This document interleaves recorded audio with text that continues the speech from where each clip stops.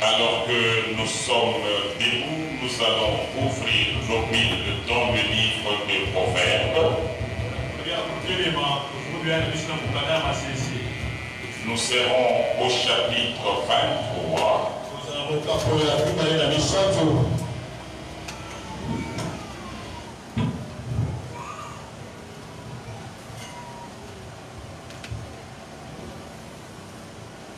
Et nous lirons versets 6 à 7.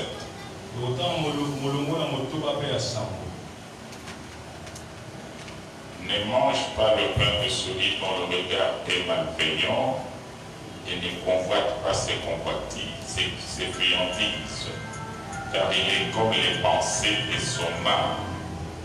Mange et bois, te dira-t-il, mais son cœur ne point avec toi. Nous allons ajouter,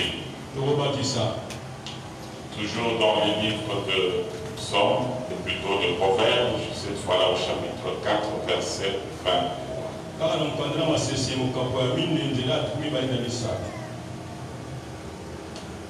Garde ton cœur plus que toute autre chose, car de lui viennent les sources de la vie. Que notre Dieu bénisse sa parole. Faites t'asseoir. Avant toute chose, je voudrais que chacun de nous réalise qu'aujourd'hui, c'est le dernier dimanche de l'année 2020.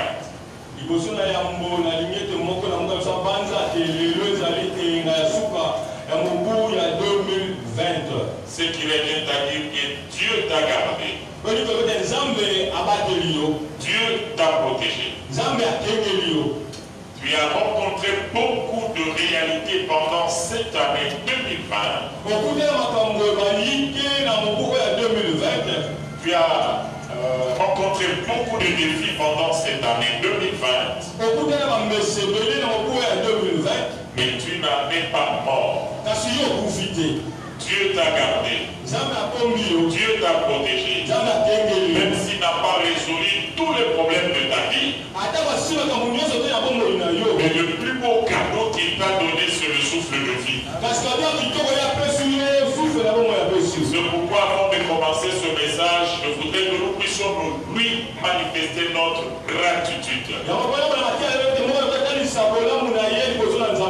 Que tu te mettes debout, que tu acclames le Seigneur, que tu lui dises merci, en citant avec précision les choses qu'il a fait pour toi. Ce qu'il a fait pour toi. Tu acclames en le mentionnant dans tes cris de joie.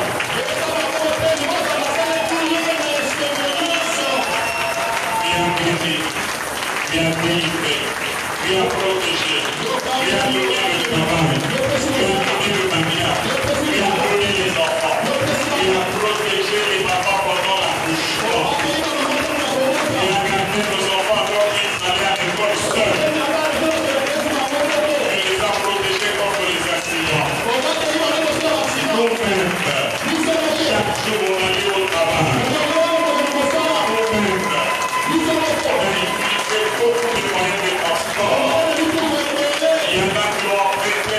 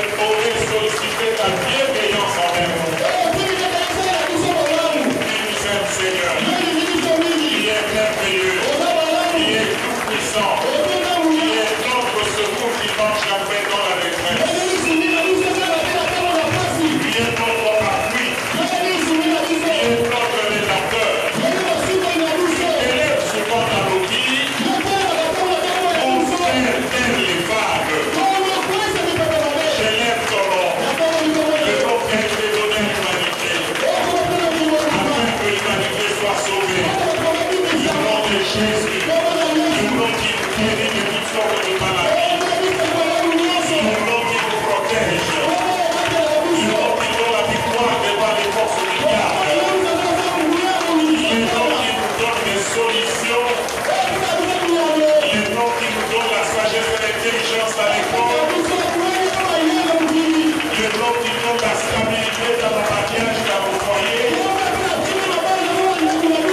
Le nom qui donne la sagesse et l'intelligence à nos enfants qui vont à l'école. Le nom qui nous protège contre le Covid. Laisse que ton nom soit célébré. La vie de nos femmes. La vie de nos maris. La vie de nos enfants. Jésus, nous sommes venus te manifester notre gratitude. Reçois la gloire et la gloire. Au nom de Jésus. Amen. Amen. Vous pouvez vous asseoir. Aujourd'hui, nous allons donner une synthèse par rapport à ce grand thème que nous avions développé avec vous dans cette retraite de fin d'année.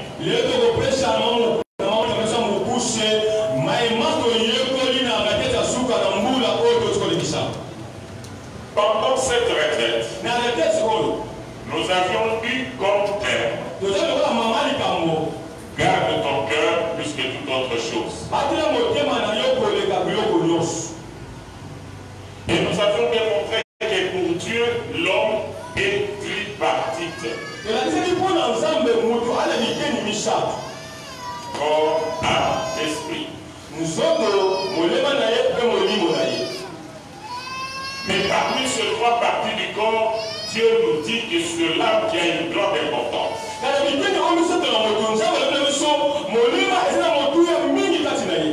C'est le cœur de l'homme qui va lui permettre de réussir sur la terre. Et c'est le cœur de l'homme qui va lui permettre aussi d'avoir la vie éternelle. C'est pourquoi Dieu dit garde bien ce cœur. Mais ce cœur fait l'objet d'une convoitise de la part du diable. Le diable ne voudra pas que notre Dieu contrôle notre cœur. Le diable ne voudra pas que Dieu soit le maître de notre cœur. Le diable veut à tout prix contrôler le cœur de l'homme. C'est ainsi que Dieu dit, faites très attention. Protégez ton cœur. Protège ton cœur. Si tu le laisses à la merci de l'ennemi, le voleur, qui va perdre et la bénédiction sur la terre et la vie éternelle. Ainsi pour Dieu, quand il nous regarde, notre masse, notre aspect extérieur ne lui dit rien. Quand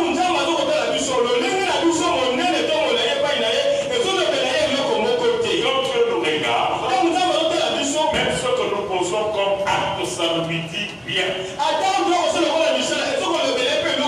Ce qui compte pour Dieu, c'est le cœur qui pose ses actes. C'est ainsi que le premier texte que nous avions lu nous dit que l'homme est ce que sont ses pensées. Il peut s'approcher de toi, te parler avec un bon langage, prends ceci, mange, et toi tu penses que cette personne m'aime beaucoup.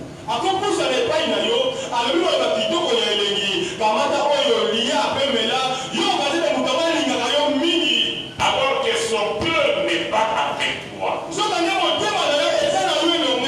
Dieu ne va pas bénir cette personne parce que tu as donné le pain. Mais Dieu va voir le sentiment qui l'ont poussé à poser l'acte. Ainsi, bien aimé dans le Seigneur, ainsi pour cette cette synthèse, je voudrais vous dire que le diable veut à tout prix prendre le contrôle du cœur. Alors que pour Dieu, il est très jaloux. Il ne veut pas qu'une autre personne, une autre chose prenne sa place dans le cœur.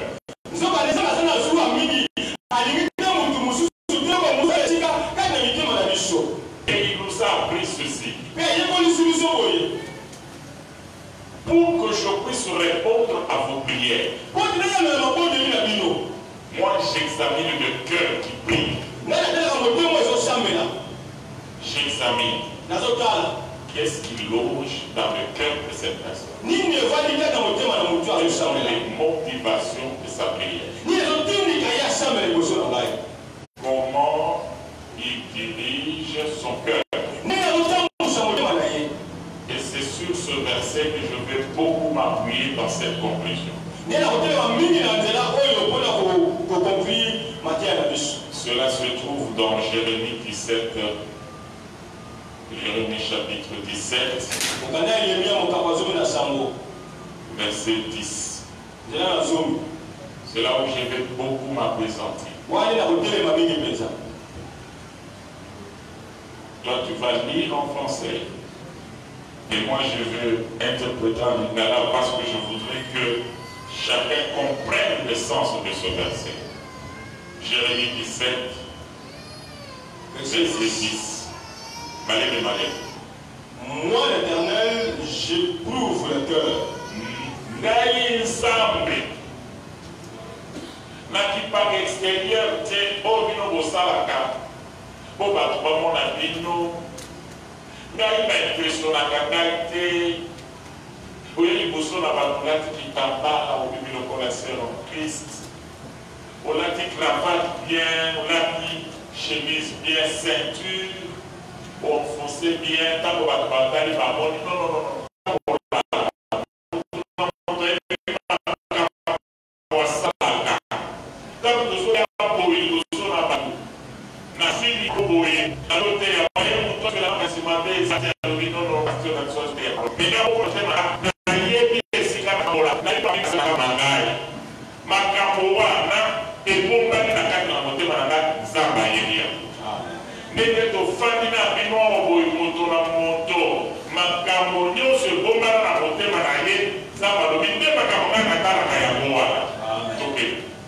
Je sonde le rein.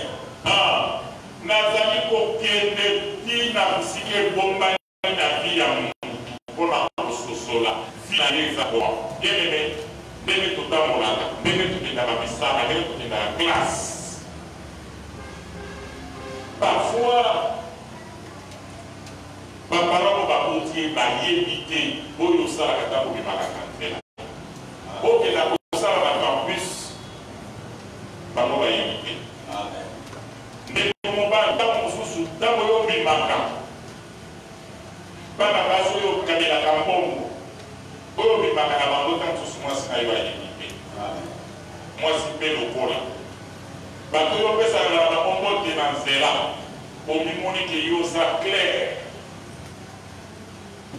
Par contre, va servir la casa de l'église, par pasteur, par ancien, par serviteur, par diable, par ouvrier nyonso. Par on va se rappeler courage, par mati awa la chair, et si vous y a boulé. Mais dans ce côté, on a yéli qui est dans le Nazakoye, Nazali Ndoki.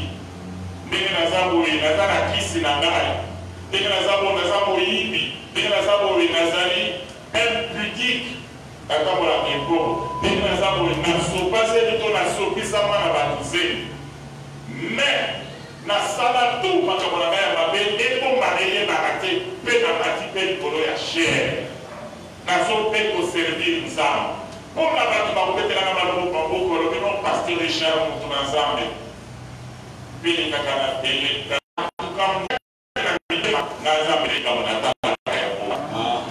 Amen. Oh, c'est très profond. Allons-y, frère. Pour rendre à chacun selon ses voies.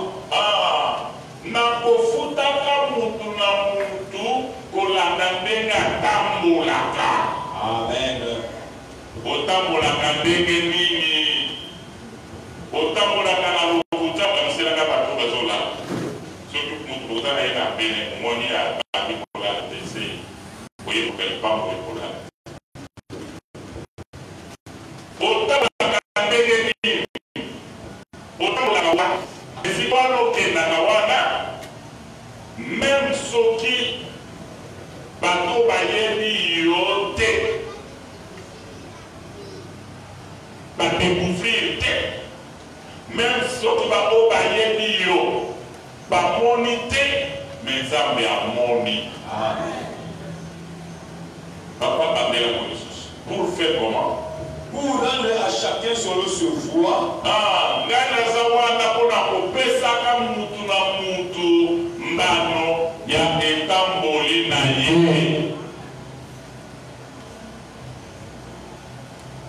Esika otambolaka kotambola na yo mbano ezoya ozoswani na bato combien na quartier ozoswani na bato combien na welse esika otekaka ozoswani na bato combien na église image nini mpenza ezaka na église awa ezaka na molimo moko bamama bapotamaka nango molimo ya kukunde donc okomona moto asali eloko te mais azokunde otune nini mpona sepelaka na moto wana te wana nde bamilimo efanda deja na kati na motema na ye akaka sepelaka na ye te bavoi na yo banzela na yo esika wapi olekaka ce que tu poses comme acte ce que tu poses comme action nzambe ayebi yango nyonso tout. Amen. Ayebi kaka wana te alobi pour rendre à chacun selon ses œuvres ou ses voies selon le fruit de ses œuvres. sikoyo azofuta na baœuvre na bafruit nango. Amen. ozolandanga na bandeli nzambe afutaka na baœuvre na bafruit nango. Baœuvre oyo okozaka wana sa produit de fruit. Je prends l'exemple. Yo ozali professeur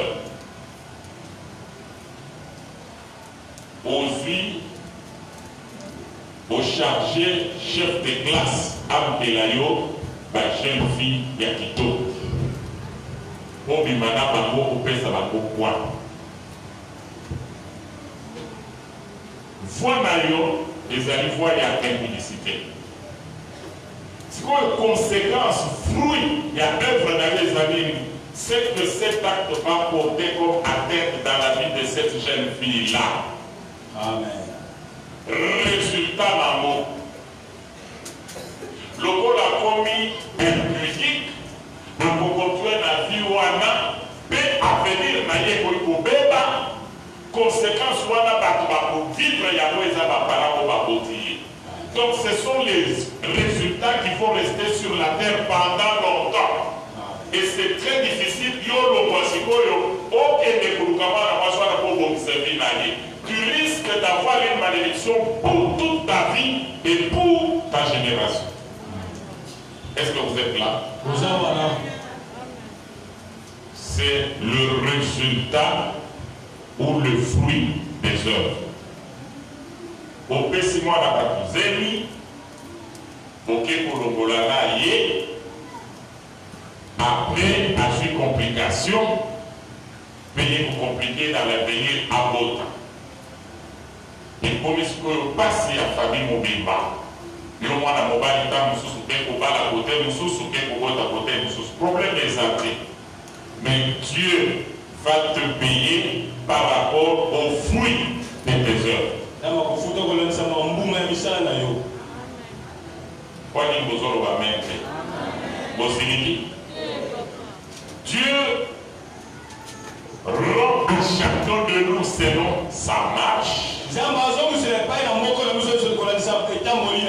selon sa voie, selon ses œuvres. Dieu ne se limite pas là-bas. Il vient vous rendre aussi les fruits de vos œuvres.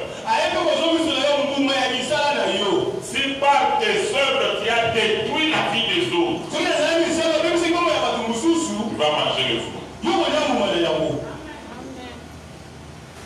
Est-ce que vous m'avez compris? C'est pourquoi, bien aimé dans le Seigneur, le cœur, c'est quelque chose de très important dans la vie d'un chrétien. Le cœur qui est le centre des sentiments. Le cœur qui est le centre de nos pensées. Le cœur qui est le centre de nos émotions. Et le cœur qui est le siège de notre volonté.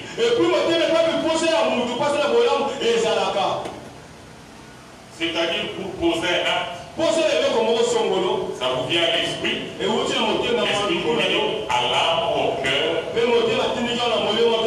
cœur tamise et lève l'option. La décision. Alors, si c'est une bonne décision, tu es béni. Si c'est une mauvaise décision, tu as la malédiction. Amen. Amen. Dieu nous répond à nos prières en fonction de notre état d'esprit, notre état d'âme.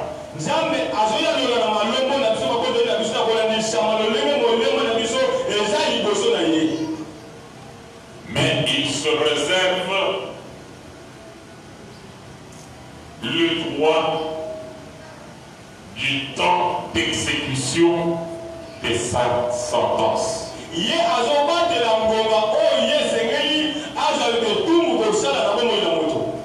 Parfois il est très large avec certaines personnes. Tu vis dans le mal. Tu vis dans le péché. Tu réussis à cacher cela pendant longtemps. Parfois tu penses que Dieu c'est un vieillard. Tu te consoles avec des versets sur la grâce. Mais Dieu, par son amour, il se réserve de réagir du ticota. Il prise de patience. Et sa patience n'est pas une faiblesse.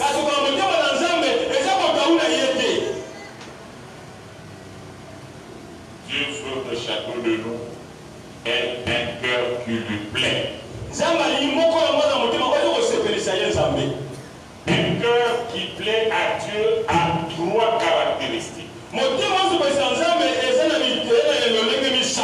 Hébreux chapitre 10. À partir du verset 22. Dieu a besoin d'un cœur sincère. C'est-à-dire un cœur qui n'est pas hypocrite.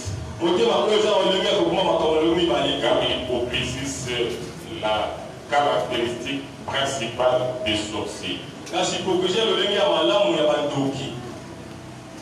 Si tu es en présence d'un sorcier physiquement comme ça, tu ne peux pas le découvrir.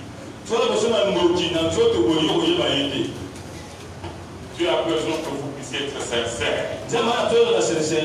Comme tu es là devant le Seigneur ce matin, que tu sois réellement venu pour le chercher.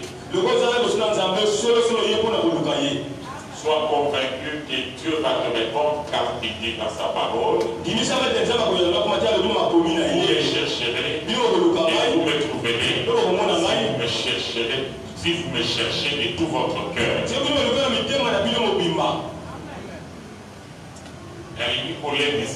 Amen. Ce que est pour nous ensemble dans mon thème mobimana, tout le monde a dit au moment d'aller. Amen. Ce que est pour nous ensemble dans mon thème mobimana, pour le problème d'ailleurs, ça va vous résoudre Yako. Amen. Il a besoin d'un cœur sincère.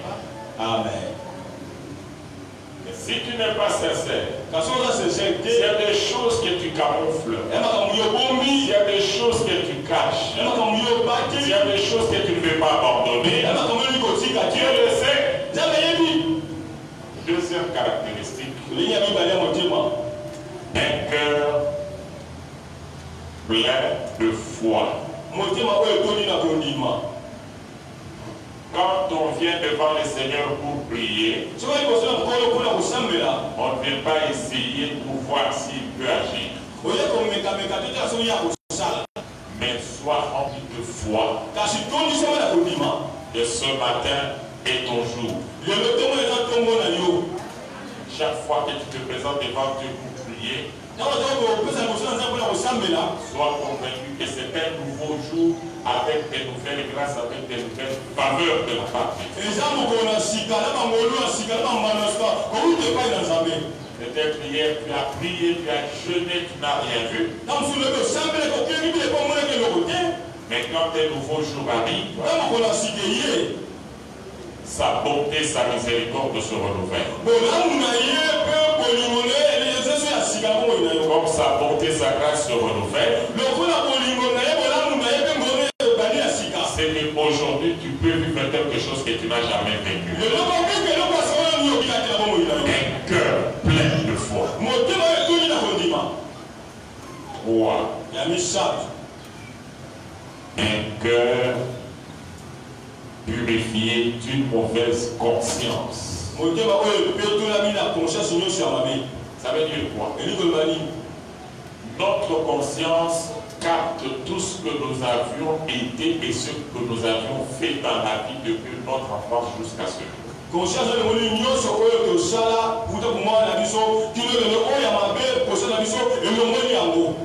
Notre conscience est témoin de tout ça.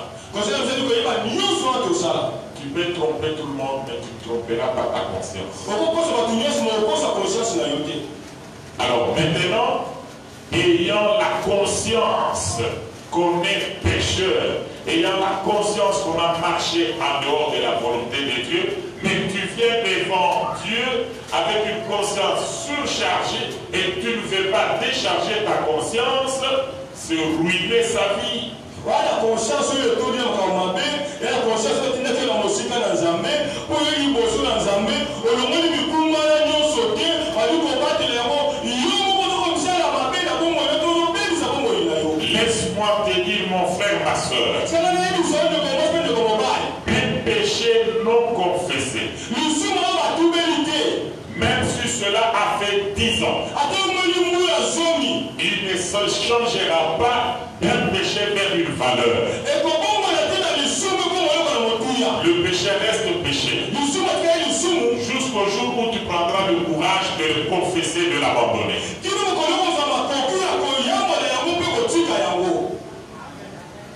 Ne venez jamais avec des consciences surchargées de manque. Tu caches. Et tu penses que les choses vont s'améliorer elles-mêmes. Non, déchargez vos cœurs sur Christ. Il a dit, je ne mettrai pas dehors quiconque viendra vers moi. Même si vos péchés sont rouges comme les cramoisis, même s'ils sont rouges comme la pourpre, même s'ils sont noirs comme le cramoisi, moi l'Éternel, Dieu, je les rendrai blancs comme la neige. Dieu est disposé à purifier notre vie de toutes sortes de mauvaises consciences, à condition que nous puissions nous approcher pour nous décharger de toutes ces mauvaises choses qui suivent notre conscience.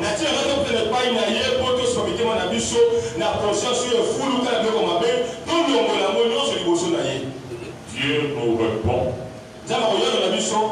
en fonction de l'état de notre cœur. Ça doit être un cœur plein de foi. Ça doit être un cœur purifié de toute mauvaise conscience. Et ça doit être un cœur sincère. Aujourd'hui, où nous faisons cette synthèse, nous voulons vous rassurer que tout celui qui a bien préparé son cœur Il a beaucoup d'avantages devant le trône de Dieu. Et le grand avantage que nous avons est que pendant que nous sommes dans des problèmes, avant même qu'on ait ouvert notre bouche pour exprimer notre souffrance, Dieu qui lit les pensées qui sont dans nos cœurs, il voit seulement notre désir et il intervient.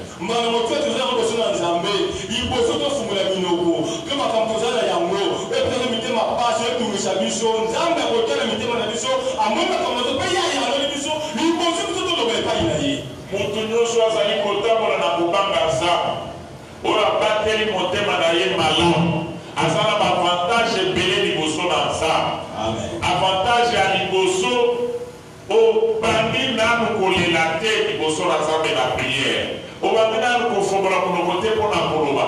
Mais tu te retrouves dans un besoin. Oso désirer ya ko na monter madame foboli ko na koloba te zamba sa fait pour na kosala. Amen. La Bible lobi c'est que désire les justes leur est accordé.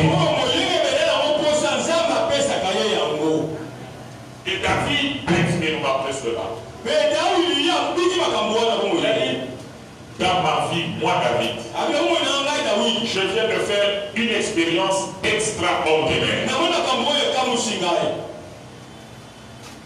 Un homme juste, qui a un cœur pur, sur la terre, il aura le bien-être. Ça ne va pas s'arrêter là-bas. Même sa progéniture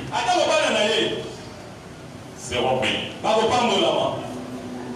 Mais on a dit que pour la Boyo Salakawana et Bungité, c'est écrit dans le livre de vie. Pour la Boyo Salakanamoki et Bungité. Et comment dans le livre de souvenirs. Si vous avez avantage dans vos années, pas dans c'est que conduite na yo ezali bénéfique kaka mpona yo moko te mpe kozala bénéfique mpona bana na yo. Mais soki otamboli mabe mbuma ya kokola bana na yo bakoya kolia ya. okondaka jivi ya bana avenir ya bana ekomi mbulunga na conduite na yo. Mais biso bayengebene biso baoyo toza kotambola le plus grand avantage que nous avons est sur la terre comme ça. Nous ne serons pas des mendiants. Vous, en tant qu'enfant de Dieu, vous ne manquerez de rien dans vos maisons. Vous, en tant qu'enfant de Dieu, les sorciers peuvent s'organiser des milliards et des milliards pour vous attaquer. Mais la Bible dit que la grâce de Dieu va vous couvrir comme un bouclier. Comme lui-même ne dort pas. Et ne somnole pas. Et ces gens-là viennent la journée ou la nuit.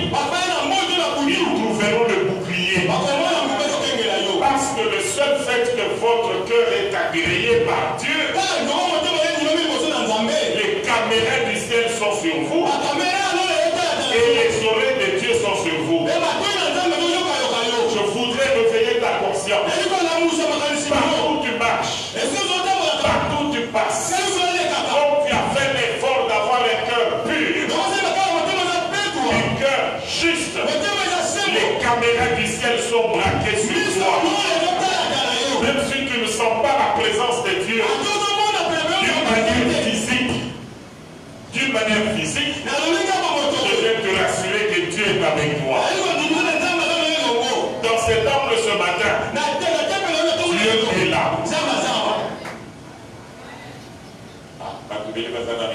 Je comprends que vous venez de la fête. Et vous n'avez pas bien dormi. Mais laissez-moi faire mon travail. Dieu m'envoie vous dire, comme vous êtes ses enfants, vous avez bien travaillé vos cœurs. Vous avez le cœur pur. Vous avez le cœur juste. Vous avez beaucoup d'avantages devant le trône de Dieu. D'abord, les caméras du ciel sont braquées sur vous. Pour votre sécurité et pour votre protection. Et comme toi tu es là, un véritable enfant de Dieu, forces des ténèbres ne pourront rien contre toi. Même si tu as beaucoup mangé, tu es allé dormir. Et tu as oublié de prier. Mais comme le cœur est juste, les anges de Dieu feront le travail. Je ne dis pas qu'il faut aller dormir sans prier. Mais je voudrais seulement vous dire que votre sécurité est assurée par la paix céleste. C'est pourquoi réjouissez-vous dans le Seigneur. Quand on se retrouve dans le temple, il faut danser, il faut célébrer Dieu. Il assure notre sécurité. Il assure notre protection. Et votre avantage que nous avons est que nous n'avons pas besoin de beaucoup prier. Nous désirons seulement. Et lui intervient. Et notre avantage que nous avons est qu'en tant qu'enfant de Dieu sur la terre, nous n'allons pas courir derrière les bénédictions. Un enfant de Dieu ne peut pas courir derrière la nourriture. Il se réveille le matin et dit je vais marcher comment. Il se réveille le matin et dit je vais boire quoi. Je vais m'habiller comment. Je vais dormir où. Non, ça c'est pour les païens. Pour nous les enfants de Dieu, nous marchons dans la crainte de Dieu. Le manger, le boire, c'est déjà une page tournée. Ce n'est pas moi qui le dis, c'est la parole qui le déclare. Cherchez premièrement le royaume des cieux, sa justice. Et toutes ces autres choses vous seront données par surcroît. Alors si tu luttes encore pour manger, pour boire, revois ta vie si vraiment tu es passé par la nouvelle naissance. Si ton cœur là, Dieu règne. Ce n'est pas moi qui le dis. C'est la parole. Nous à l'église, nous ne pouvons pas organiser des prières pour que nous puissions prier pour que Dieu nous bénisse. Non. Nous devons plus travailler nos cœurs. Et quand il faut maintenant faire une déclaration de foi, ça ne sera pas des cérémonies, ça sera des moments où nous entrons en possession de ce que Dieu nous a promis.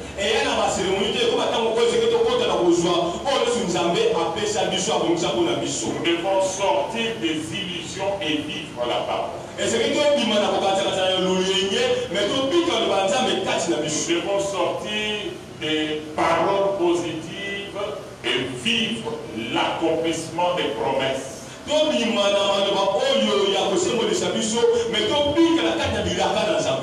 Celui qui a un cœur pur et juste, il délivre même les gens qui sont dans son entourage. Dans ton entourage là, parce que tu as des mains pures, tu pries pour ton mari, pour ta femme, tes enfants, pour tous ceux qui te sont chers. Ils sont liés, envoûtés. Job dit, leur délivrance, Dieu va te l'accorder à cause de la pureté de tes mains. Tu ne peux pas être chrétien et le diable vient, il envoûte ton mari. Tu ne peux pas être chrétien, le diable vient, il envoûte ta femme. Tu ne peux pas être chrétien, le diable vient, il envoûte tes enfants. C'est qu'il y a un travail spirituel qui n'a pas été fait au niveau de vos cœurs. Laissez-moi vous dire quelque chose.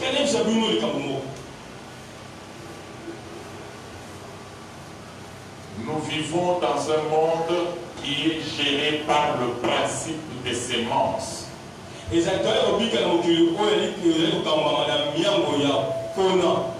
Le principe de sémence est que tout ce qu'on a comme sémence, ça reproduit ce que nous avons sémé. Ça ne peut pas produire autre chose. Quand vous avez un bébé, qu'est-ce que vous semez dans la vie de ce bébé? Comment vous faites l'éducation de ce bébé? Tu es en train de s'aimer. Tu vas porter seulement ce bébé à ses prends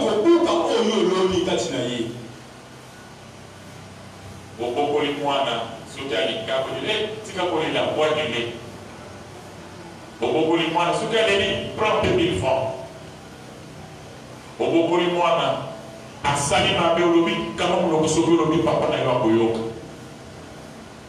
Tu es en train de s'aimer. Bino ba parent, bino ba maman na ba papa. Makambo mabe nyonso yo komone pa mwana na yo azana na 0 âge. Banga kobuka mpe kopengisa yango avant. Amen. Mwana a développé un caractère. Amen. Buka yango. Amen. Omoni ntango ozokabolela bango biskuit azana mwana moke azana capacité ya kokabola te banga kobuka yango. C'est comme ça que vous s'aimez Makaboya Malam na Katinapa. Les parents, vous êtes là. Biso ba parents. Makaboyo so yozo sala pona bana ya bana. Et pourquoi que la paix bana oyayo. Makabiso yozala kana pona bana ya bana. Et pourquoi que la paix oyayo. Libala ya mwana moninga na mesebelisa yote. Diplôme ya mwana monengana mesepelisa ete. Kobota ya mwana monengana mesepelisa ete. Kolata ya monengana mesepelisa ete. Tala nekala te kuti écoute. On dirait la débélissée dans zété. Ozo loba sur mutu. Ozo la kisane motema na yozali mabe par rapport ya mtuwana. Yeba ke makabos ozo kanise la bana ba ozo de la bana. Amen. Vous êtes là? J'avance. Ma belle, ce que vous allez dans la moninga, et comme un sujet, il y a un solo. Et puis, au moins, la Maïwana, assume la classe. Oui, moi, la Maïwana, la PCC. Oui, la Maïwana, la Passoana. Et on en parle à cœur joie. C'est un manque d'amour. Même la police peut se faire que Makapuya Mabé peut se faire que les Canada qu'on a eu, ayo kana point Makapuya Kobeta Masolona. Vous êtes là? J'avance. Yo na bo Christo na yo.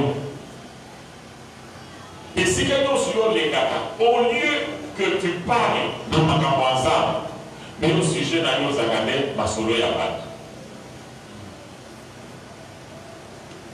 Puis à partir de Masolo Wana, tout ici,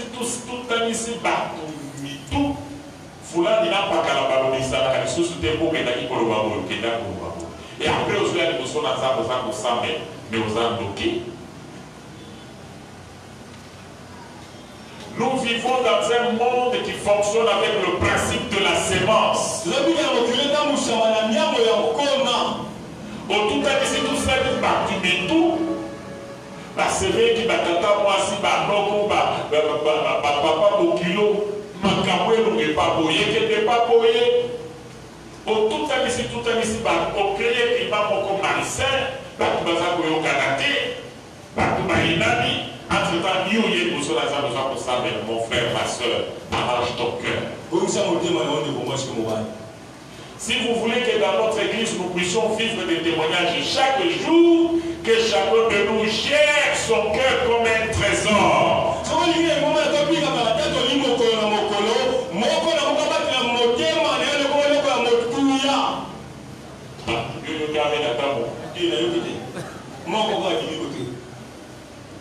Le cœur, c'est un trésor. Au fond de la notion, il y a un yomolobi. Dans les actes pour tambour. Nous avons des soutiens par la taille, la vie, la taille, la beauté, la taille, à mon accord. Nini. À mon accord, pendant Ce qui m'occupe, c'est pour parler du mal des autres. Non, mon frère, quand vous vous retrouvez parler de Jésus, c'est comment la tienne à Jésus. Ce que moi, mon à la base, au lieu que nous critiquions, et prie pour lui. Ça me l'a pour la moninga là, yo. L'église, c'est la carapato, Valérie, tout sur tout le monde.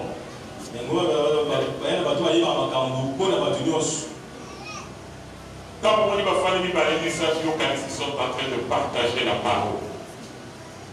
Mais au Gabé, ils parlent des hommes. Et là, vous me donnez un grand travail. J'ai pris sans résultat. Parce que le Dieu que je prie, c'est petit vos cœurs.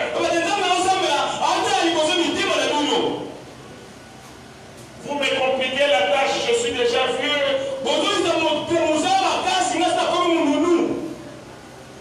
Je voudrais avoir les enfants spirituels qui ont fait de leur cœur les dépôts.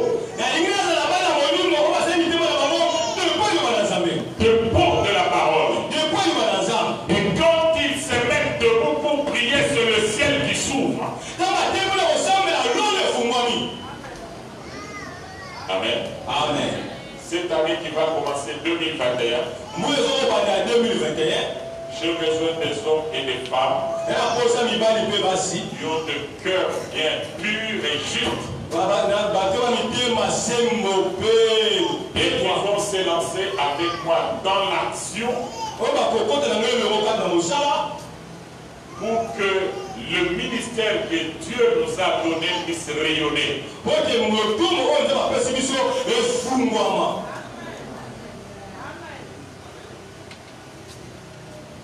Nalingi, Nambulo Tozokota, Sokosio Salina, 3 ans.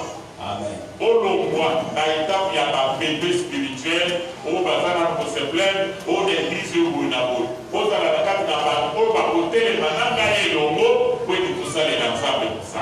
Amen. Les gens qui commencent à réfléchir comment nous avons gagné les armes. Les gens qui vont réfléchir comment nous allons terminer ce temps. Les gens qui vont réussir comment nous allons construire des gros temples dans le plateau de Mateke. Les gens qui vont réussir comment nous allons construire un grand temple à Kenge. Les gens qui vont réfléchir comment nous allons construire un grand temple à Moujimaï. Pas les gens qui continuent à se plaindre après 3 ans dans la foi. Jésus a formé les apôtres pendant 3 ans.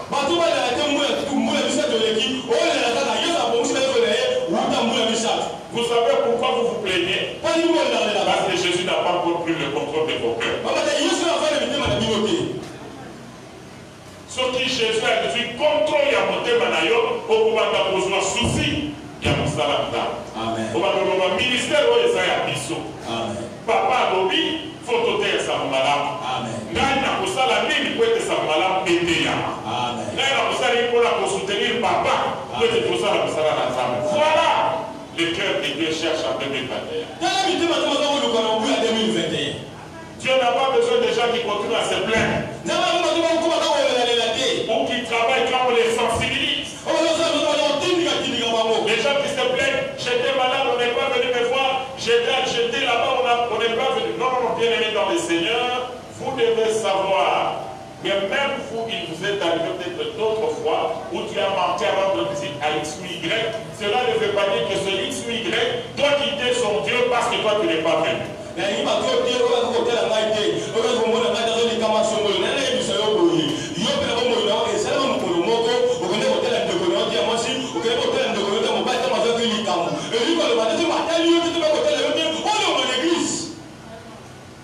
tu as déjà fait 3 ans, tu dois déjà bien préparer ton cœur et te mettre debout pour travailler dans la vision.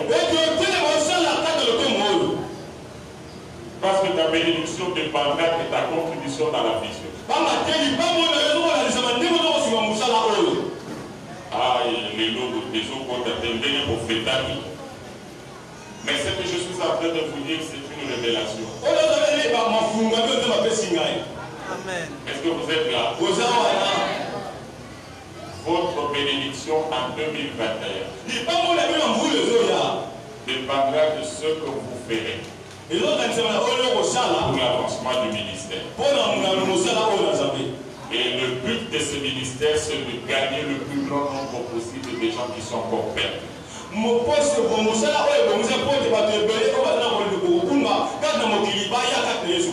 Et j'ai besoin de fils et de filles dans la foi qui peuvent opérer dans la dimension de la délivrance comme leur père.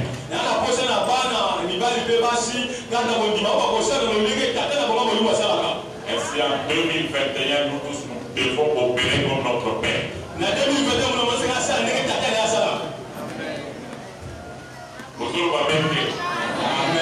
Donc, année 2021, je serai poli et ce qu'on a établi à Nasa, ce qu'on a posé à Bama, au Babagosa, la Rola Nari, par rapport au ministère. Et Kikoloba, la tête du Lobaka, la Rola Nari, et la Sabé, la Milieu, le Rola Nari. La Tamori fait le monde mobile, la Nani, le Rola Nari, au Napa, la Babo, la Sabé, le Rola Nari, et la Sabé. Amen. Amen. Alors, oh, les acquis pour ça, les acquis de monter, Amen. Ce que vous allez apporter, tout ce que ton père spirituel fait, tu le feras. Là où il est déjà arrivé, tu vas aussi arriver. De la même manière qu'il parle de Christ, parlez aussi de Christ.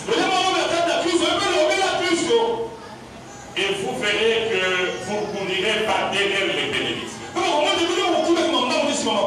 Les bénédictions vont commencer à vous localiser.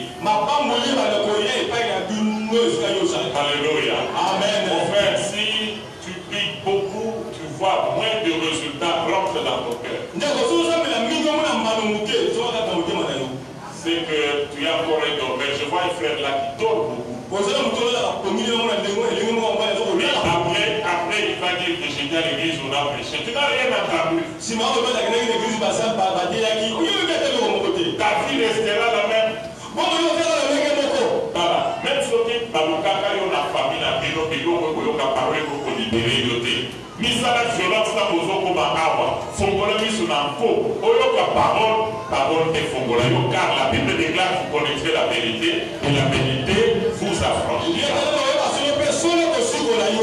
Nzamba lobi na ngango alobi lokola osopei bango babomisi mitema ane oyo ezobanda bakota na action ntango bakobanda baaction kolanda oyo osaleli bango makambo ya babénédiction ya mike bakotika dimension wana mponga moko na bando welisa babénédiction na vie na bango bandake bango batoboli miso bazali kolanda onganaza kopesa bango lokola recommandation.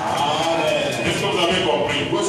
Si le Saint-Esprit n'est pas convaincu de te mettre debout selon ce que j'enseigne, pour se contenter dans tout mois bénédiction à mike. Mais si tu veux maintenant que la grâce qui repose sur ce ministère t'accompagne, prépare ton cœur, serre ta ceinture. 2021, nous allons nous tenir debout pour marcher avec Dieu dans de grandes actions. Amen. Amen. Amen. Alors, je vais marcher avec ceux qui ont des cœurs purs. Ceux qui ont des cœurs justes. Et Dieu va s'occuper de leur vie pour les besoins existentiels. Manger, boire, le petit déplacement, Dieu va faire ça. Tandis que les grandes choses, là, nous pouvons commencer à prier pour ça. Nous le présentons devant Dieu. Et Dieu agit. 2021, tout ça va sujet à mité, tout ça va sujet à mineur. Nous aurons besoin des hommes et de femmes qui viendront me voir pour me dire voilà, j'ai un grand projet, j'ai déjà fait tout ça. Maintenant, je suis à l'étape de chercher le financement pour commencer mon entreprise. Voilà. Et il me demande de prier. Et je prie pour que Dieu le connecte à des réseaux beaucoup plus importants pour qu'il commence une grande entreprise qui va engager les autres. Amen. Tout le monde a dit, oh, ça c'est le niveau le plus bas. Maintenant, nous devons poser les actes qui vont rester et pour nous-mêmes et pour des générations futures. Amen. tout passera, et la parole de Dieu ne passera pas. Oui, tu vas te mettre debout. On va te réveiller d'abord avec une bonne adoration. Même si tu n'as rien compris,